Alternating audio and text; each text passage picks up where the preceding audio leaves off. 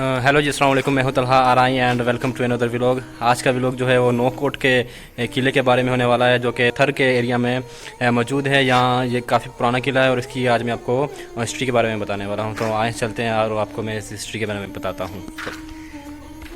ये कहानी शुरू होती है 1814 में, जब मीर करम अली खान टालपू ने नोकोट किला बनवाया। इस किले की तामीर का सबसे मुनफरिद पहलू ये है कि इसमें सिर्फ और सिर्फ ईंटों का इस्तेमाल किया गया है। यहाँ तक कि सीढ़ियाँ भी ईंटों की बनाई गई हैं। इस किले की लंबाई 366 फीट और चौड़ाई 318 फीट है।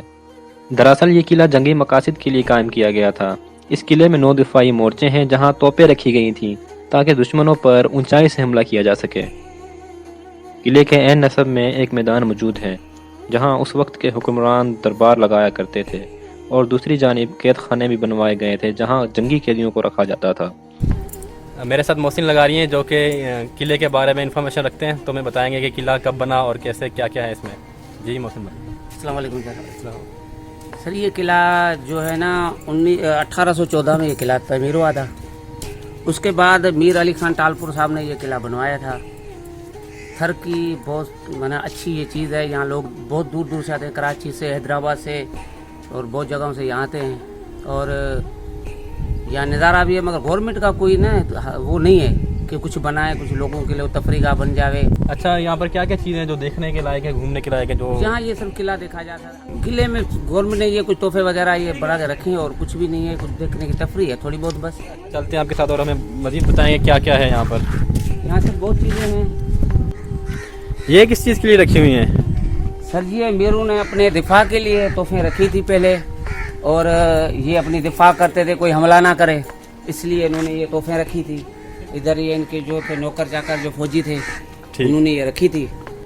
किले के अंदर ये जेल भी बनाई हुई है। जब जंग होती थी और जो उनके कैदी होते थे उनको उन जेलों में रखा जाता था, और आज भी ये जेलें मौजूद है यहाँ पर। लेकिन इनकी हालत ऐसी खस्ता हो चुकी है कि यहाँ पर कोई ये जेल का एक कमरा बचा हुआ है, सारा गिर गया। क्या सिर्फ एक कमरा बचा है, सारे कमरों के दरवाजे तोड़ के लोग ले गए।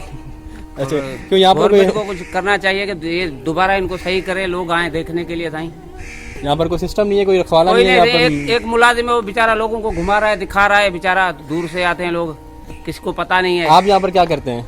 मैं इधर मुलाजिम नहीं हूँ सही, मैं घूमने के लिए आया था, मगर मेरा गाँव इधर नजदीक है। अच्छा, हम इधर के रहने वाले हैं सही। दोस्तों, इतनी दूर में आपको एक छोटा सा फलसफा और एक छोटी सी बात बताने लाया था कि पैसा और जायदाद ही बनाना इस दुनिया में आने का मकसद नहीं। कभी किसी की खुशी में शामिल होकर देखें, कभी किसी की मदद करके देखें, कभी किसी को हंसा कर देखें, तो आपको ये दुनिया बहुत ही खूबसूरत और बहुत ही मायना खेज नज़र आएगी। और जाने से पहले सिर्फ एक बात कि खुदारा ये फोर्ट्स, ये किले बहुत कीमती हैं। इनको टूट फूट से बचाओ, इनका ख्याल रखो, साफ़ रखो, ताकि आने वाली हमारी जनरेशन भी ये चीज़ें देख सकें। आपका बहुत शुक्रिया, अपना ख्याल रखिएगा। अल्लाह हाफिज़।